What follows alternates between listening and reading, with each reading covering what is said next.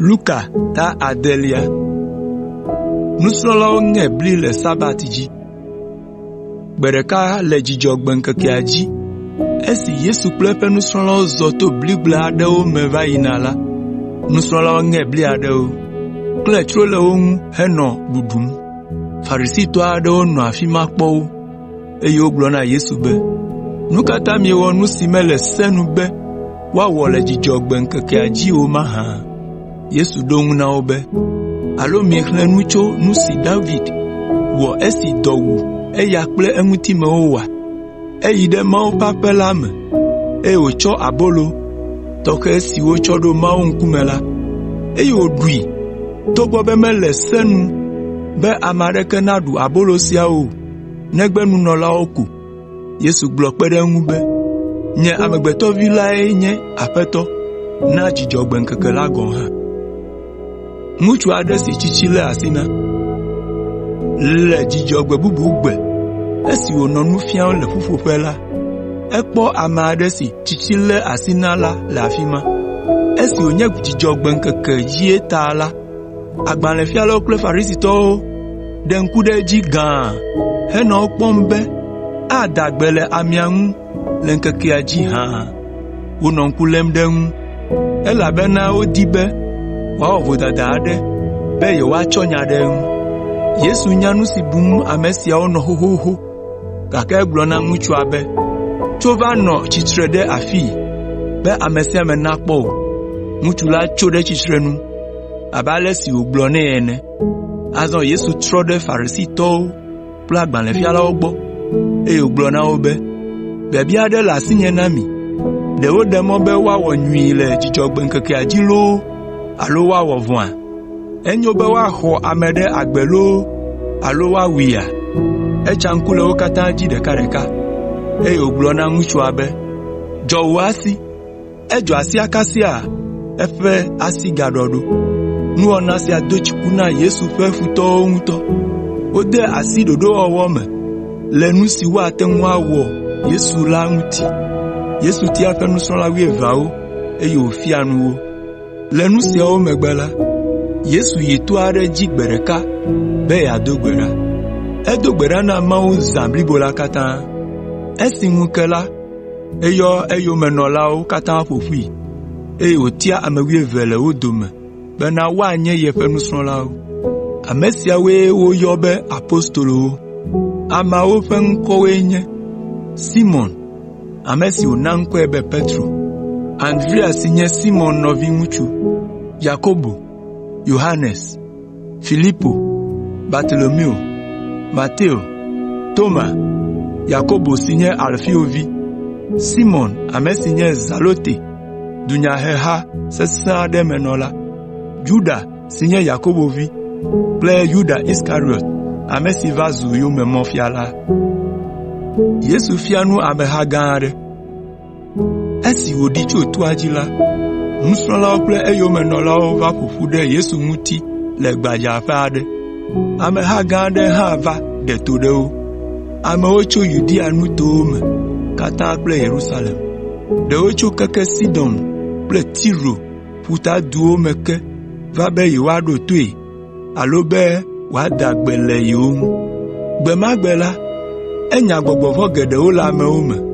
Ame geɖewo ŋutɔ nɔ didim be yewoaka asi eŋu, elabena ŋusẽ do go tso eme, eye wòda gbe le wo katã ŋu. Yayrawo kple baba do na amewo. Azɔ etrɔ ɖe eƒe nusrɔ̃lawo gbɔ hegblɔ na wo be, dzidzɔ gã ŋutɔ le mi ame siwo nye ame dahewo la lalam, elabena mia tɔwoe nye mawufiaɖuƒe la. Dzidzɔ gã ŋutɔ le mi ame siwo wum dɔ le la lalam, elabena miawoe aɖi ƒo. Dzidzɔ gã ŋutɔ le mi ame siwo le avi fam fifia la lalam, elabena ɣeyiɣi gbɔna esi miava ko nu. Dzidzɔ gã ŋutɔ le mia lalam ne amewo lé fu mi, ɖe mi le woƒe ha me, eye wodzu mi, heƒo ɖi miaƒe ŋkɔ ɖe Amegbetɔ Vi la ta. Dzi nedzɔ mi, eye mitso aseye, elabena fetu nyui le mia lalam le dziƒo. Alia tututue wo fofo wɔ ɖe nyagblɔɖila siwo do ŋgɔ na mi la hã ŋuti. Ao, baba na mi kesnoto, elabena okpo jijo le anyigba si ajihoho. Baba na mi amesi ofe fodoyo, elabena do wa mesesa de lengo na ogbona. Ofe nukoko de ya mefifia, ava zukonyi fafanao. Baba na mi amesi ongu amewo afonu nyuile. Elabena nenema ke ofofo wona abacho nyaglodilao. Lolo keto. Kemi amesi o le todom la. Mele gblona mi be. Mi lo mi afe futo. Eye mi wo nyi na amesi o le fu mi la. Mi ra amesi o fofide mi la. Eye mi do gbedade amesi o wa fu mi la ta. Nenye be amade fo wo to medeka la. Tro evelia ha ne wafu. Nenye be amade cho wo jiwi la. Megagbe wa wute wi cho ne o. Ne nu la si o. Amade bia o la. Nai. Megabia be ne treve na yo.